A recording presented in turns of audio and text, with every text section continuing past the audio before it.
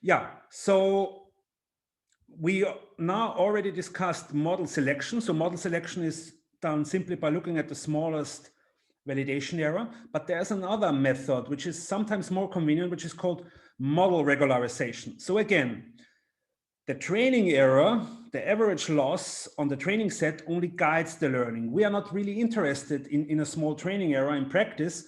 We are interested in getting a predictor which predicts well each new data point. We want to learn a predictor for Shazam that tells us the song title for each song recording that we record with our smartphone in any bar around Helsinki, because sometimes they have good music, but you don't know the song, so you want this prediction to work well for any new data point. So in validation, in this validation approach, what we did in this regard was to probe the hypothesis outside the training set. So we used the training set. We used the training set to optimize the parameters or the shape of the curve. Here are degree 3 polynomials. And then we tried it out outside the training set. So we probe this degree 3 polynomial on a data point outside the training set. And then based on this probing gives us an estimate or an idea, what is the performance outside the training set. And there's another approach, which is quite clever, I have to say, and it took me a long time to really appreciate this, which is to estimate how the behavior changes. And this sounds a bit a mouthful, that it could be possible to estimate how the hypothesis would change its behavior outside the training set. How could we do this without probing the hypothesis on data points outside the training set?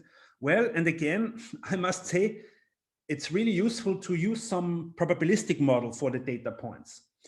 And one such probabilistic model could be that the data points are so that the features are kind of wobbly. So any data point that we get, the features of the data point are subject to noise.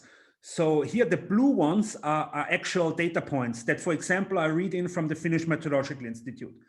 But the actual observed values, like in this case, the minimum daytime temperature, they are subject to some noise. So equally well, I could have observed this orange, this neighboring orange data points. So for each blue actual observed data point, I have some perturbed data points which are equally reasonable.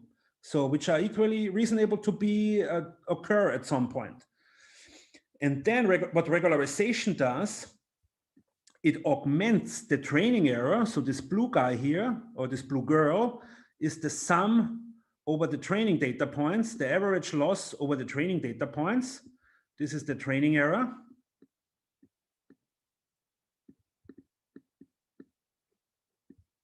And then we add a regularization term. So this here is called regularization term. And this regularization term is the hypothetical average loss that we would get when we also had these perturbed data points in our training set.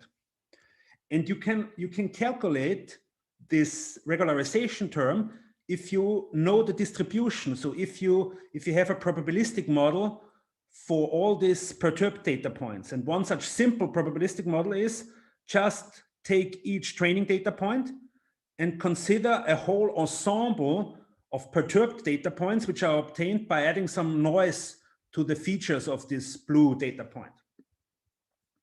And we will work this out in round 4 in detail. You can write this down on pen and paper. What you would get, the training error, including these orange data points, and what you get is this regularized empirical risk minimization. So you get the original training error from the actual blue data points. These are the ones you get from FMI.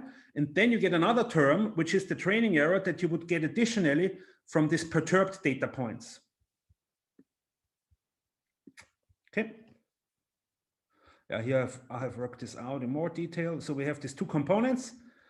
And this second term, this regularization term, is again a design choice, because this regularization term how this term looks in precisely, what it is precisely, depends on which probabilistic model you assume for this perturbation. Is the perturbation only in the features, or is there also some perturbation in the labels a bit? And depending on these assumptions of these perturbation statistics, you get different regularization terms. Okay. I will not talk about more about regularization at this point. We will go into more detail in round 4. This was now meant to give you really the basic skills, the basic tools before you start heading out into your machine learning problem. So when you start training a model, always be aware of overfitting. So even when you get small training error, you might get a high validation error. And to find out this, you must do validation. I will show you now in a small notebook how this works. And another option, instead, or as an alternative to model selection, based on the validation error, you can do regularization. Okay, so